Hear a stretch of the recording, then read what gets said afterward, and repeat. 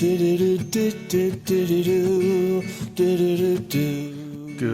afternoon.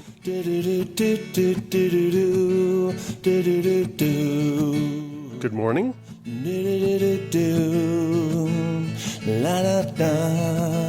Good evening.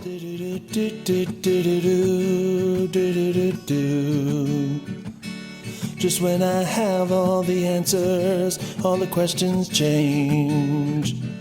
One day the world looks so normal, next it looks so strange. Yes, it does. One day the world looks so normal, next it looks so strange. Hello, it is Monday.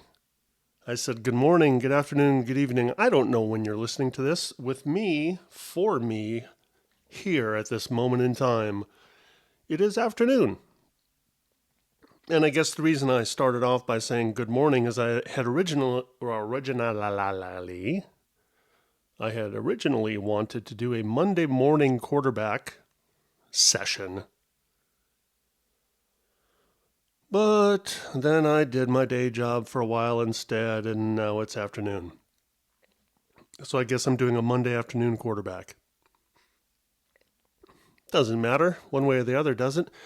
What I'm Monday morning quarterbacking is last night's open mic performance at the Comedy Store. Performance. I like to perform. This here right now is a performance of a kind, because even though there aren't any people around me in real time, there's something psychological about knowing that somebody may be listening to this at some point in the future. Something psychological? That's vague. Isn't everything psychological? I guess there's something that's psychologically... there's something psychological. How can I put that? It just turning if I could talk, if only. Turning on a microphone just changes your psychology. It does. I know it does. And I say you generally with a capital Y because I know it does. Even people who are very comfortable in front of a microphone will, your mentality changes when you turn on a microphone, even if there's nobody around you. Even if you're recording it just for yourself, like I used to do. When I was a kid, I had a cassette tape recorder because I'm old. And I used to record stuff in that cassette tape recorder that I had no intention of sharing with anybody, but I know that when I turned it on, there was just something happened. Something different happened, right? So there's that. I'm fairly certain that you have felt that or something like that. Same thing when a camera, even just in a family situation. I'm not talking about entertainment stuff. I'm just talking about general stuff in your life. When somebody puts a camera in your face, it changes things. I think that also there's something about the Heisenberg uncertainty principle. It even goes down to the subatomic level, right?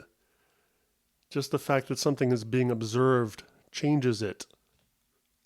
Or in this case, not even being observed, just knowing that, I guess in a sense, when you're turning on a recorder, that recorder is observing you.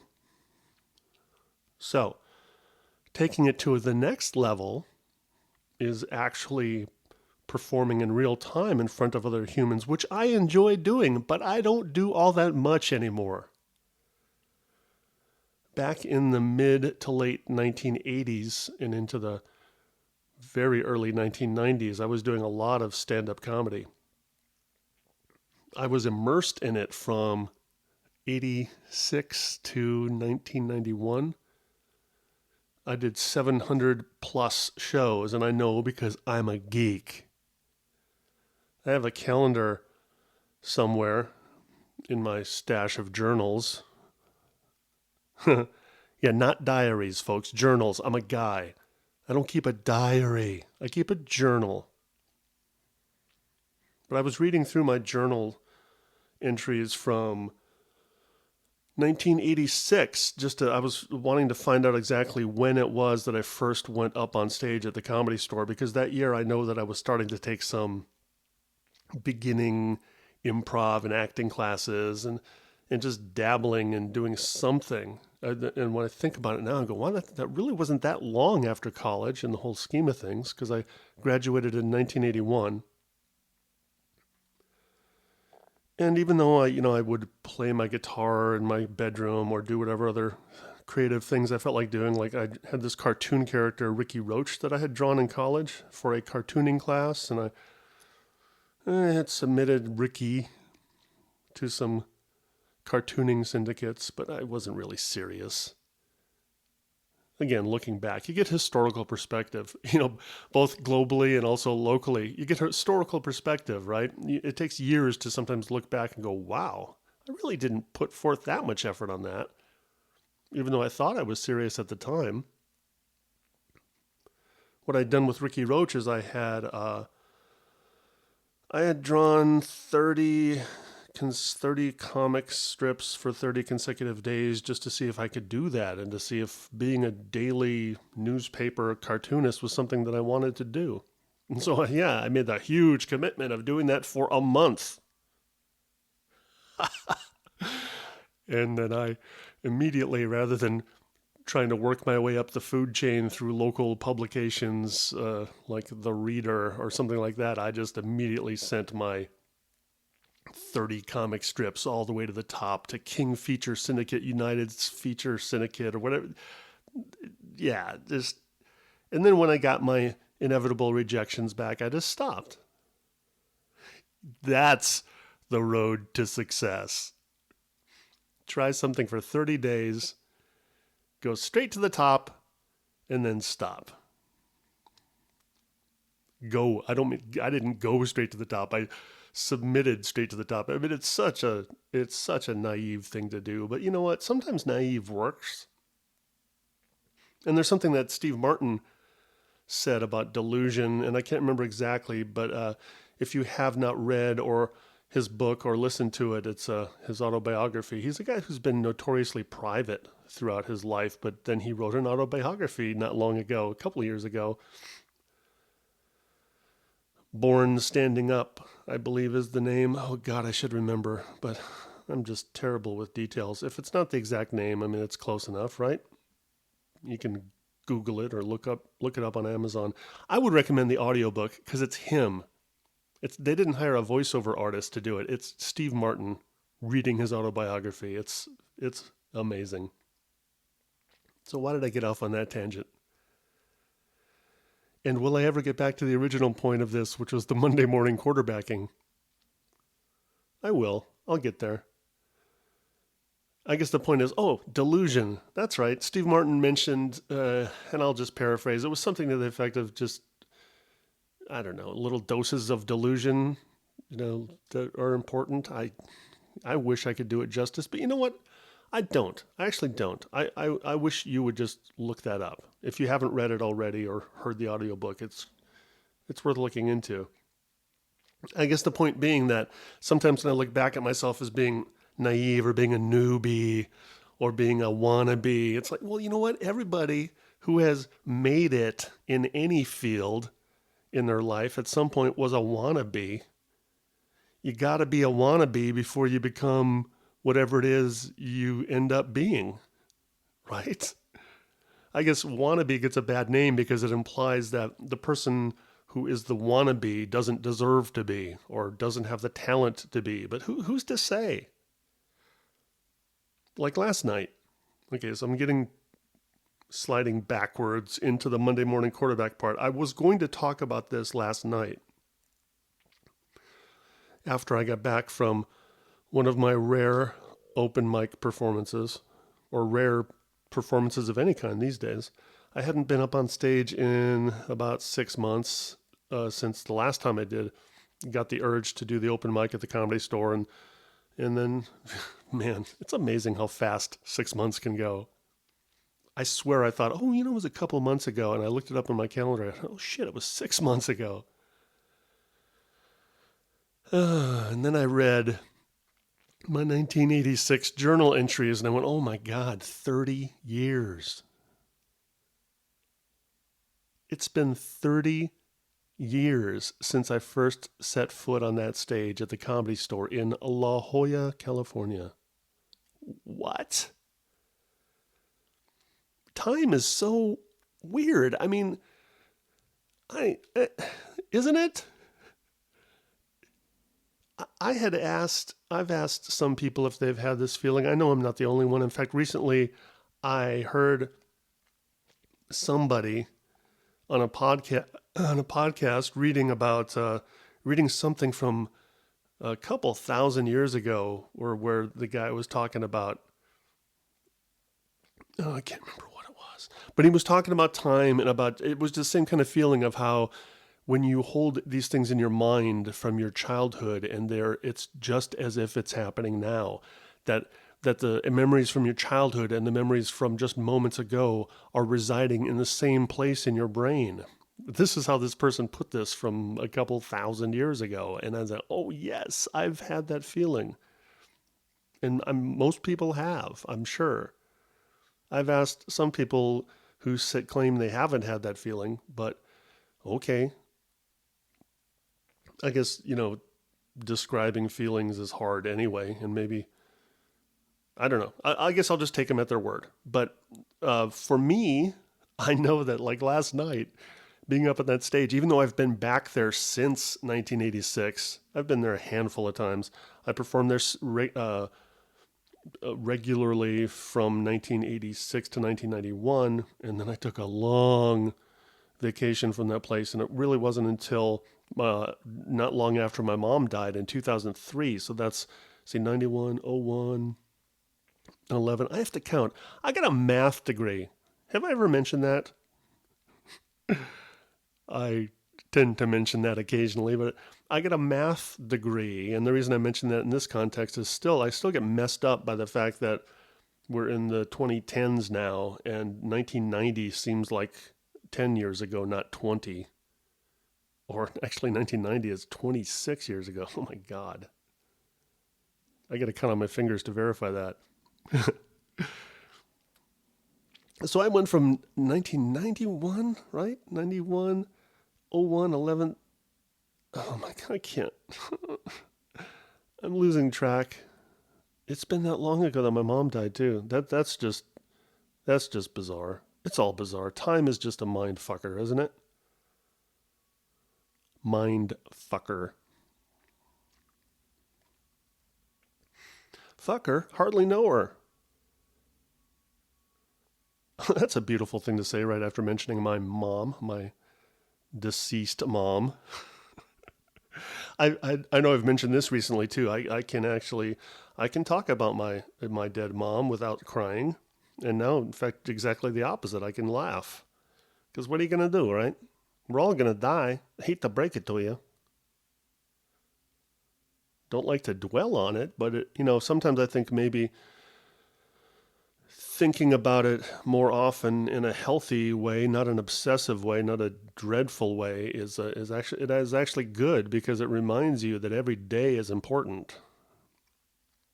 And especially, like I started to talk about earlier, when I look back at my journals from 1986 and flip through the pages, and not just the stuff I was doing performing wise, but just life wise, just being in the middle of, or towards the end of my first marriage, actually. Some on again, off again stuff that was going on. Fighting with the wife. She moves in with her parents. We make up. She comes back, and all this crap that happened before the inevitable divorce. And I say inevitable. I don't know. It didn't seem inevitable at the time, judging by my journal. We thought we could keep that shit going out of obligation, because you just don't get divorced, right? You just don't quit. Don't be a quitter. God damn it! That is some unhealthy shit. I tell you. You know, I mean, like everything, the truth lies somewhere in the middle. But quitting, yeah, okay. So if you just like constantly try things and don't give them whatever you might think is a fair chance, and you just constantly keep quitting, or maybe if you quit in an irresponsible way that's bad. But, when it comes right down to it, you can't possibly keep doing everything you've started in your life. You'd be overwhelmed. It would be physically impossible. That every single thing you tried or every job. Well, no, I guess if you never quit a job, that means you would just still be in your first job, unless you got fired. But now we're just playing. I am just playing with circumstances. But the point is, quitting, I think, gets a bad rap, or it should be called something else. You stop, or it ran its course, like with my first marriage, and then eventually my second marriage, which I think was a little more successful. Pardon me while I sip some coffee.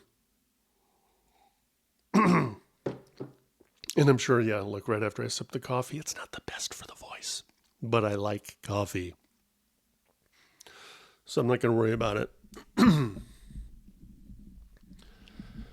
You can't just keep doing everything you've ever started. And this whole thing this idea that was planted in my brain, and I'm sure planted in a lot of your brains when you were younger, is just, don't be a quitter. Quitters never prosper, whatever the fuck. Bullshit. You gotta quit. Everybody in life, there are people at the top of the fucking mountain have quit things along the way. You change course. You do stuff until you don't do them. Then you go do something else, right? Of course you're going to quit. One of the feelings I got last night, though, is, I'm thinking, oh man, if only. And I did vocalize this to the crowd. If only I'd kept doing this for the last 30 years. But the fact is, I just didn't have it in me. I wasn't a loser. I tried. I did it for 5 years, give or take. Pursued it seriously. In fact, at one point, I quit my day job. That's how serious I was. I had gotten out of college in 1981. And then I went on to work in the computer as a computer programmer for a couple of years. And then I quit that and went to work with my parents at their rent-a-car company for what seemed like forever. I was reading some of those journal entries too. This week I just started doing that. I started reading some journal entries, and boy, that's a mixed bag. Some of the stuff I'm going, oh yeah, I remember that. And other stuff I'm going, what? Really? That's what I was thinking at the time? But here I do remember. I remember this. I was fucking miserable working at that rent-a-car company. But I felt obligated because it was a family business. So I felt, and this isn't from my memory now. This is from what I wrote back then. I felt obligated. The only reason I stuck it out is because I felt obligated. I didn't want to disappoint my parents. Oh my God. Yeah, that's the way to lead a healthy life. Which is why I don't like to lay those kind of head trips on my kids. Now, see, I'm not totally blaming my parents for that, because at some point I had to take ownership for the fact that I bought into that.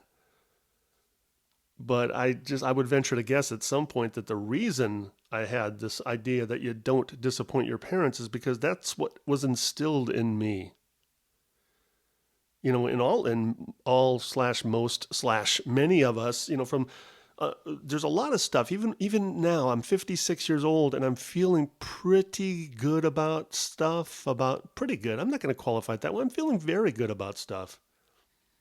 The only reason I think I held back, the only reason I think I started holding back right now at that moment is because I was afraid. Oh no, I can't admit that things are good. What if somebody's listening to this and they're having problems in their life, and they listen to me saying that things are going well, and they go, fuck you and your happy life.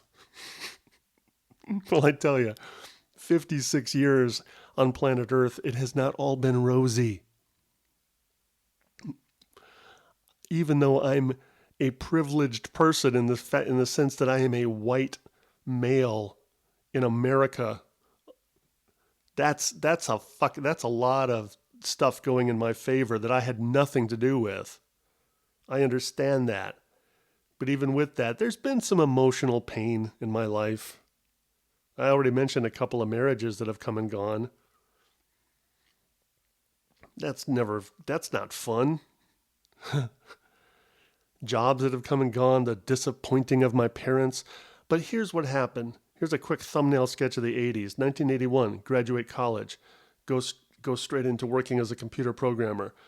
1983-ish to 1984, worked at my parents' rent-a-car company. Went back in 1984 to work as a computer programmer again. And then in 1989, then 1986, I started going up on stage in various capacities. And then 1989, I quit my day job. I wanted it that much. I quit my day job, and that lasted. So I had the comfy, secure computer programming job, and I quit that to go work for minimum wage at the Comedy Store, and I loved it. One thing about the Comedy Store is that most of the people working there are comedians. That's the way it's been set up. Is the people working the door, the people working the bar, it's staffed by comedians. It gives comedians a way to at least make some kind of income while pursuing stand-up comedy. And then the perks are that you get some spots at the store. And unlike me right now, where I don't have that privilege anymore. I had that way back in the day, but now I'm one of the people that calls in, and I may or may not get a spot. So it's gone full circle back to 30 years ago. So that's one of the things that's the same. So I'll eventually lead back to some specifics about last night, but it's all tied together because here's the thing. It's just that there's been 30 years and none of it wasted. There's times when I thought, oh my God, what am I doing with my life? And it's wasted or whatever. No, none of it's wasted. Even wasted time, I don't think is wasted. What we call wasted time is not wasted because, you know what? When you're supposedly wasting time, that's a rest. You need rest in between work, right? It's a luxury that we have. Many of us have in this day and age, in this country. Is that you can waste time. I mean, it used to be, in fact, I've been watching this documentary, a Ken Burns documentary on the Roosevelts, and, just being reminded. In fact, the part I'm watching right now is in the middle of the Depression, right after Franklin Roosevelt got elected, and the country hoping that he could be the one to pull them out of the Depression. But, at the time, the country, not only, at least according to the documentarian, and he pulled this from an article. It was like some people even wondered if the country was ever going to pull out of it. It wasn't a matter of when, but that some people thought that was it, that they were entering the dark ages. There was a quote pulled from a newspaper where an economist had been asked, has there ever been this kind of a economic crash any time in history? And he said, yes, it was called the Dark Ages, and that lasted 400 years. So some people actually thought that they would never pull out of that. And wow, how did I get on that? Oh, because I don't know. Historical perspective, maybe. I was talking about life and how there's no wasted time. Oh, I know why. Because I'm watching this and I'm getting that historical perspective and going, people back then didn't have the luxury that I have of not having to worry about stuff so much and about wasting time. I mean, if they were lucky enough to have a job, they were being worked literally to death. And then a lot of them didn't have jobs and were having to scrap for food or waiting in soup lines. I want to talk about historical perspective. So was that wasted? I didn't plan on going here. Why did I go here? Was the Depression wasted? I guess it gave people perspective once they did come out of the other end. I didn't live through that. I'm old, but not that old.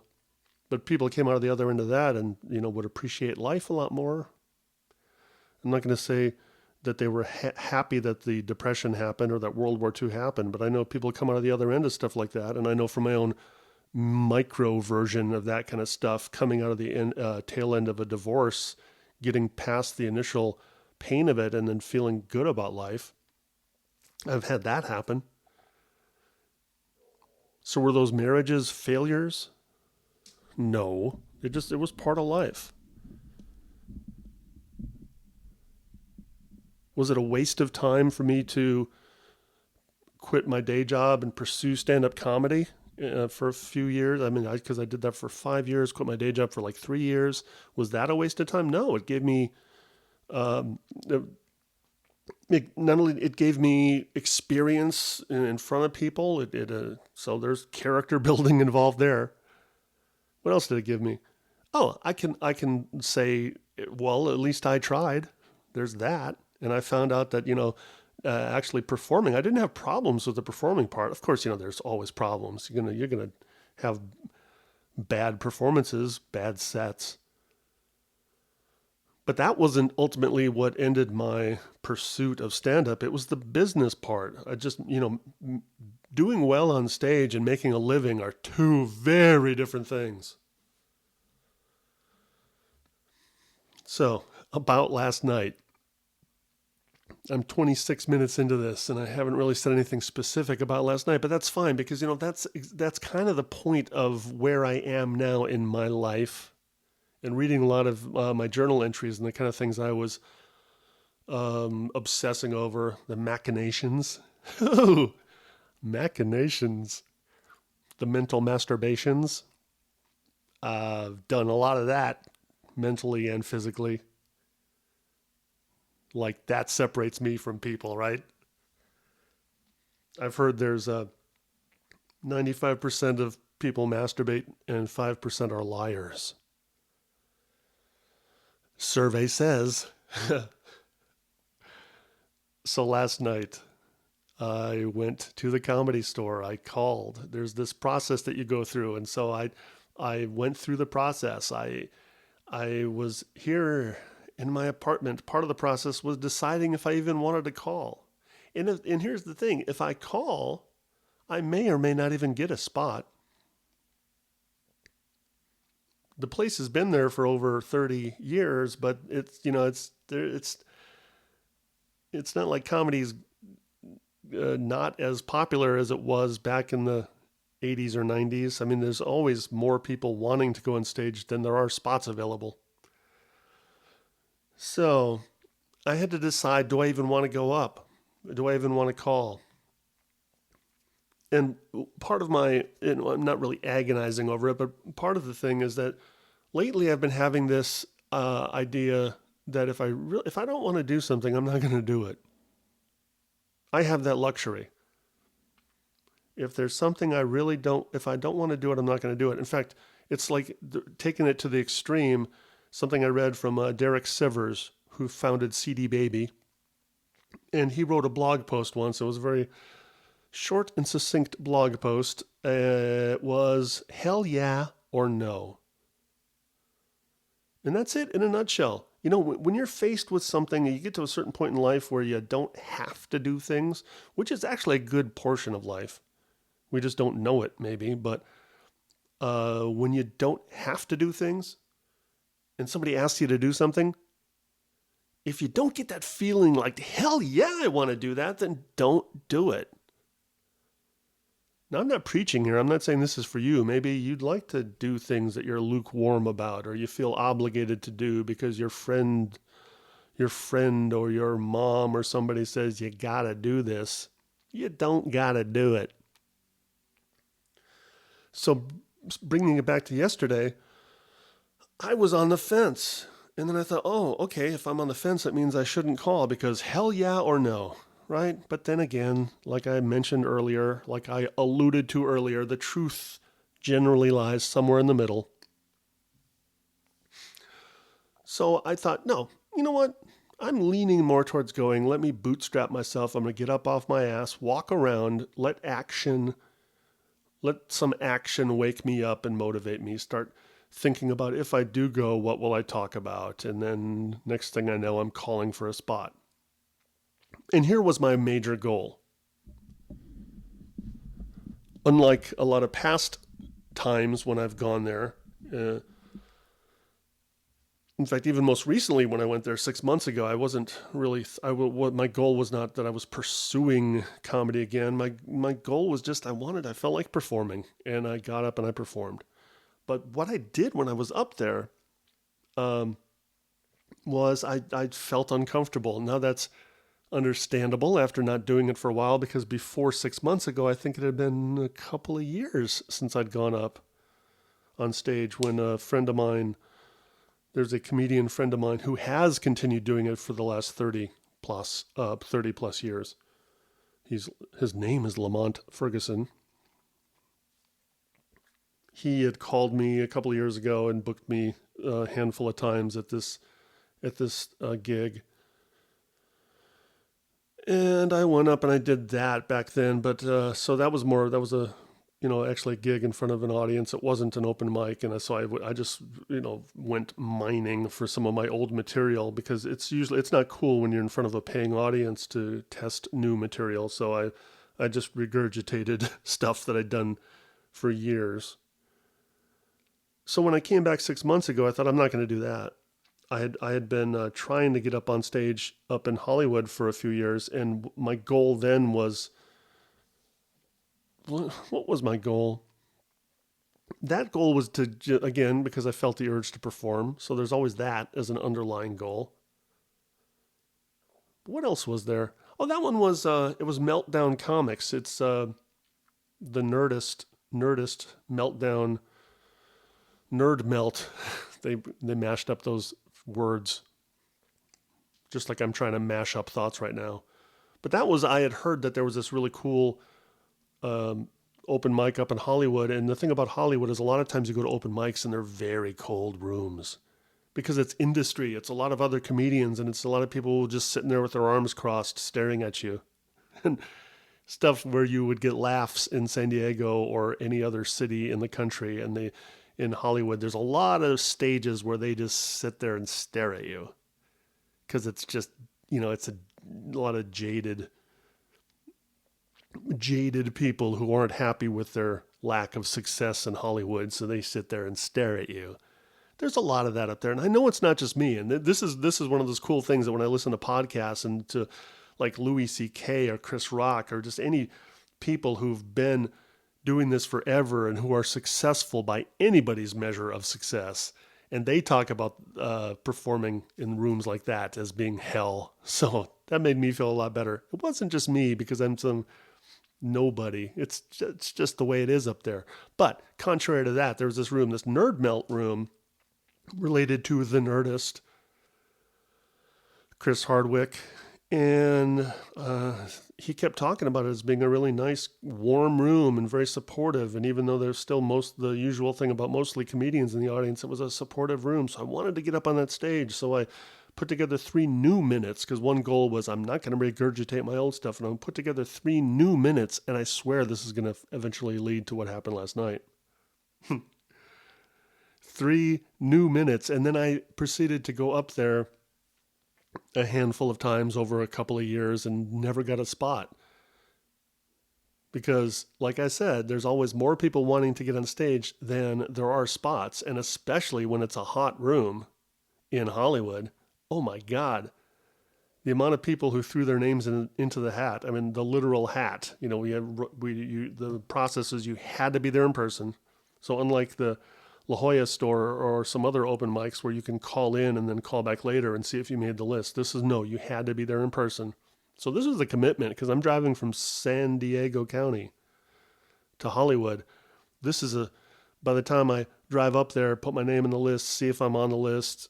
No, I'm not on the list. I watch a little bit of the show just to be supportive, and also because, hey, I'm up there. I might as well watch some comedy, even though I'm not performing. So I did a little of that, turn back, drive home. I mean, we're talking about at least 5 or 6, 7 hours of time and driving to and from Los Angeles.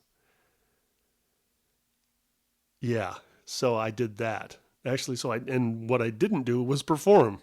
But what I did do is I nurtured that 3 minutes for a couple of years. And I just kept running it through my head. This pretty much the same 3 minutes. I didn't change the content. All I did was I kept polishing that turd. I shouldn't even say it's a turd because I had no way of finding out. The thing about comedy is, even though you write what you think might be funny because it amuses you, you don't know until you do it in front of people. And then even on any given night, just because something doesn't get a laugh, it doesn't mean it's not funny. It might mean you didn't word it properly, or maybe that small sample of people at the open mic, because a lot of times open mics tend to have smaller audiences. You shouldn't give up on somebody just because it didn't work one time, you know?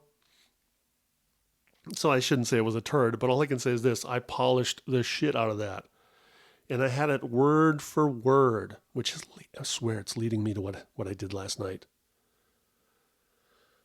I had this 3 minutes, word for word, memorized. So then finally I said, okay, maybe my goal of just being able to perform in that one room in Hollywood that I'm not getting a spot at, maybe I'll just give up on that. I got tired of driving up to LA several times, spending 6 hours each time to not get a spot. I thought, you know what? Let me go back to the Comedy Store in La Jolla. Let me go back home. So I did that. Called there. I can't remember how many times it took me to get a spot, but I eventually got a spot, and then I went up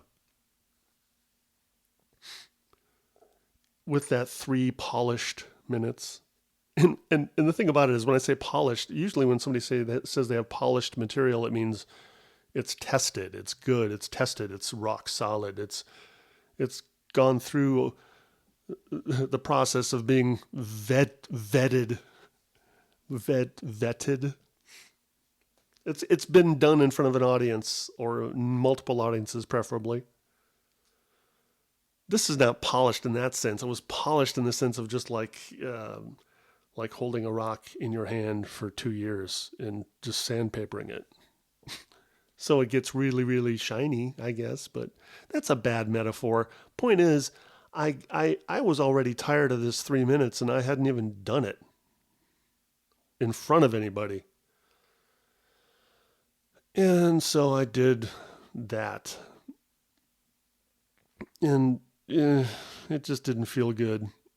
It just didn't feel good. Didn't get much reaction. And also, I was just doing kind of like what I'm starting to do now. I was searching for, I don't know, I just felt uneasy and searching for thoughts. And wait, what was that next thing again? Because, no matter how much you have something memorized, when you're in front of an audience, it changes. So I lost my place, and I don't know. It wasn't pleasant. So then I went away for 6 months. Which brings me to last night. So here was my goal. I thought, you know what? I can do like what I'm doing now. I have the ability to talk without having a script. And whether it's entertaining or not, I don't know. It's not up for me to decide that. But I know I can do it, so I thought, let me just do that. But that's a real rookie mistake if you think you can just get up on stage without any idea what you're going to talk about. So I thought, okay, I'm not going to just get up there and talk for 3 minutes. I'll have some idea of what I'm doing. And I've done this in the past. This is nothing new. This is not uncharted territory for me, because in these several hundred performances, and probably then since 1991 until now, let's just say I'm probably pushing 1,000 performances. There's been many times when I went up on stage knowing where I was going to start, but I would purposely not plan the rest of it. Just knowing that I've got enough material swirling around in my brain that I could do that. So it's not about just getting up there and winging it and not talking about anything in particular or not having any punchlines. Like, this is not what I would do. I wouldn't do this in front of an audience. But with that said, there's something to be said for doing the spirit of this. And that's what I did last night. That was the mission I set out to achieve, and it was mission accomplished. And not in the George Bush on the deck of an aircraft carrier sense of mission accomplished. I mean, it was actually mission accomplished. More in the Tom Cruise in the Mission Impossible series of movies sense. Yes, last night I got my spot going up number 4, which is fine, which is good. Although I wouldn't have cared if it was number 1 or at the end. It doesn't matter. Because here's what I was going to do, and here's what I did. Hear that? I was going to breathe.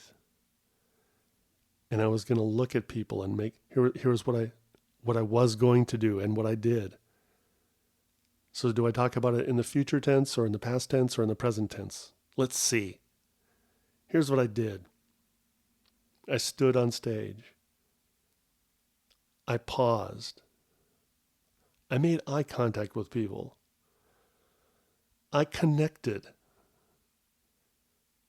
I had a conversation.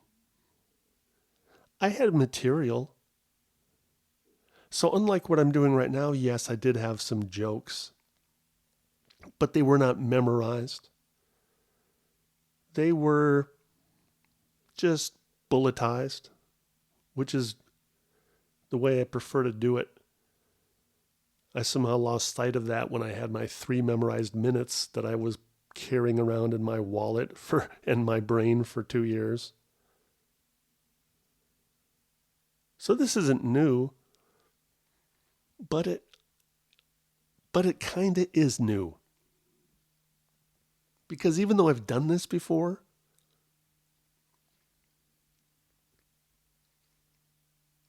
I'm feeling different. Because I'm 56. I'm not 26. Or all the numbers in between. I'm 56 years old. And also, I'm not pursuing this anymore. What I'm pursuing is being in the moment.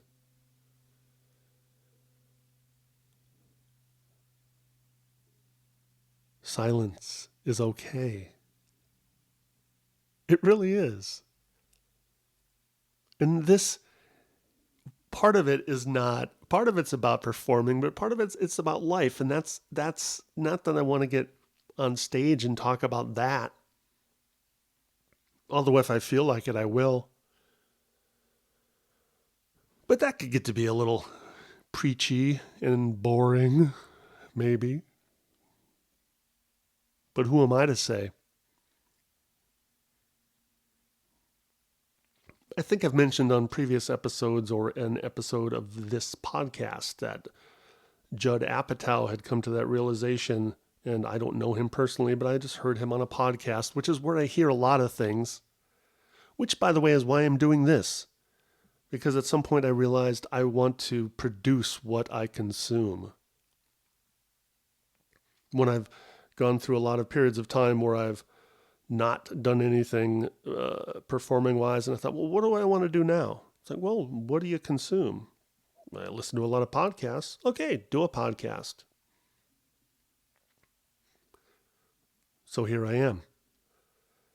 In my Monday morning quarterback, or Monday afternoon quarterbacking, or if I keep talking, Monday evening quarterbacking, bottom line is, last night was good. It felt good.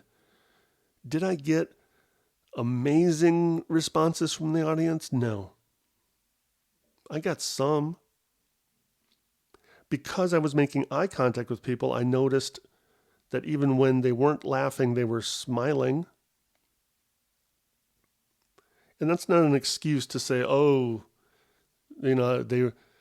I wasn't getting laughs, but I did okay. No, here's what I'm talking about. Let's put it in perspective. It's a room that seats 200 plus people, 250. I remember from being there back in the day and working that room.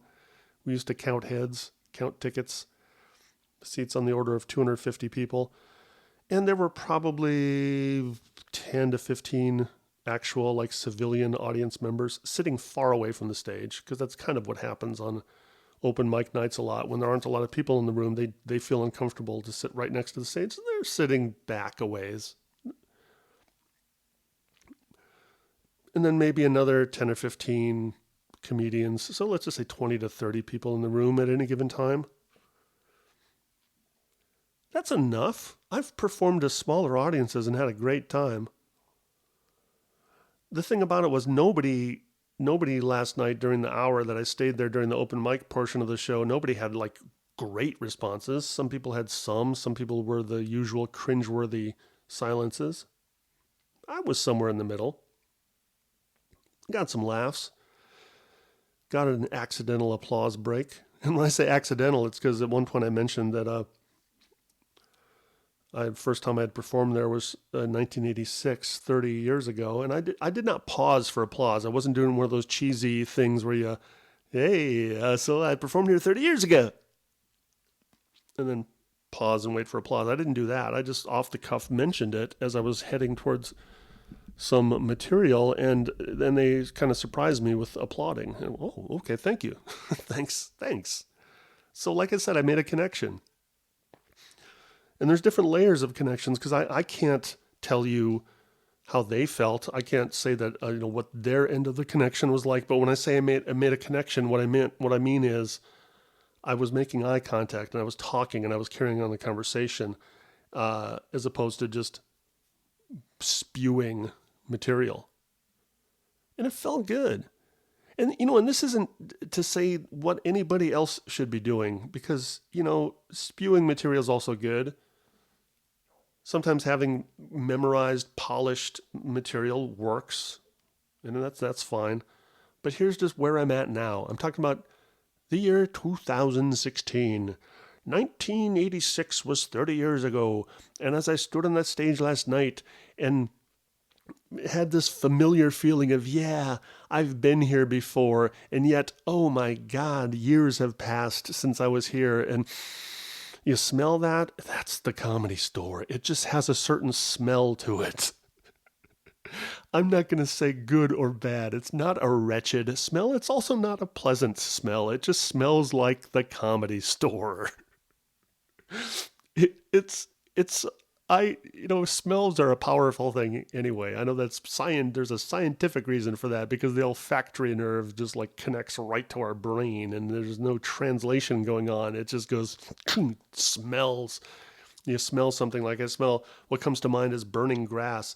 I smell this occasionally. I don't smell it very often anymore, but if you smell burning leaves or burning grass, it reminds me of Wisconsin. I get taken back to, I only spent the first 6 years of my life in Wisconsin, but one of the things that I vividly remember is burning grass because they burned their lawns after the winter. I guess reasons?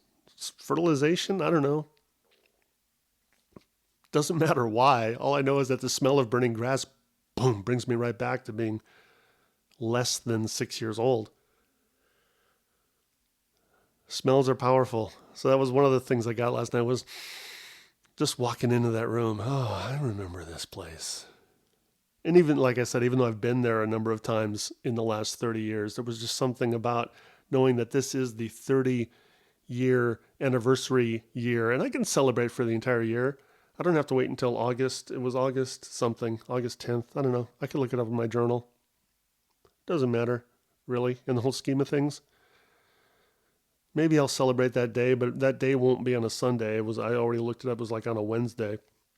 But here's the point, is that networks or Disneyland, TV networks I'm talking about, or Disneyland, they celebrate their anniversary for the entire year, right? So I'm doing that. I'm going to celebrate for the entire year because I can. I can do whatever I want.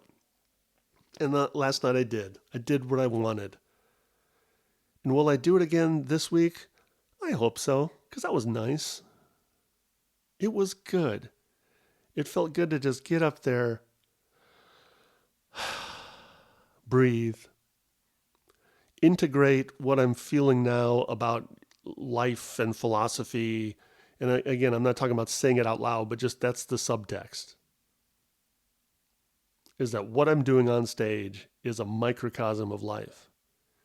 And the cool thing about performing is it heightens things.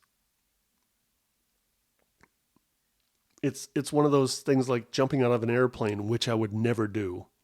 But just, I imagine it's the reason why people jump out of airplanes is just that you get that adrenaline rush. And nothing else is going on. Same thing about orgasms. There's nothing else going on. We're looking for those things, aren't we? I know I am. I'll just speak for myself. I'm looking for those things. And while I don't have the drive or the obsession like I did in years gone by, off and on, for either stand up or music or acting, I mean, I'm still acting. I still have an agent, and I still go out on auditions a handful of times a year, get a couple of gigs here and there. But I don't have that desire, that drive to market myself and to network and to get out there and on a day-to-day basis, push, and hustle. And I shouldn't even say that with a negative tone, except that that's just the way it feels to me. I just don't feel like doing that. So I'm not. But again, that truth lying somewhere in the middle thing, that's where I'm at. That what I'm feeling now is the relationship I want to have. So I'm going to see how this works out. Another 6 months. I don't want another 6 months to pass. So I'm thinking maybe this Sunday I'll call again. We'll see. I may or may not get a spot. But when I do, I just want it to be like we're casually, me and comedy, or even in this case, let's be more specific, me and the Comedy Store in La Jolla, we're kind of like, we're just dating. We're just casually dating. We're not boyfriend and girlfriend. It's nothing serious. We're just hanging out, chilling, maxing, relaxing. Chilling, maxing, relaxing. I get made fun of by my kids, especially by my daughter Autumn, because I don't know all of the lyrics to the Fresh Prince from Bel-Air. Fresh Prince of Bel-Air to the Fresh Prince theme song. And apparently, that really came to light when we were watching a British talk show from not long ago. And, the Fresh Prince was on in the early to mid 90s, right? So my kids weren't even born back then, and they know all the lyrics to it.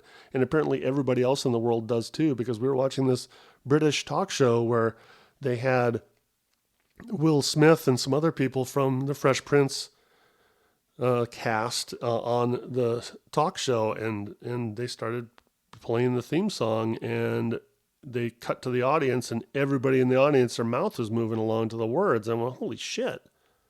I guess I'm really the only person in the world that only knows a few words from that theme song.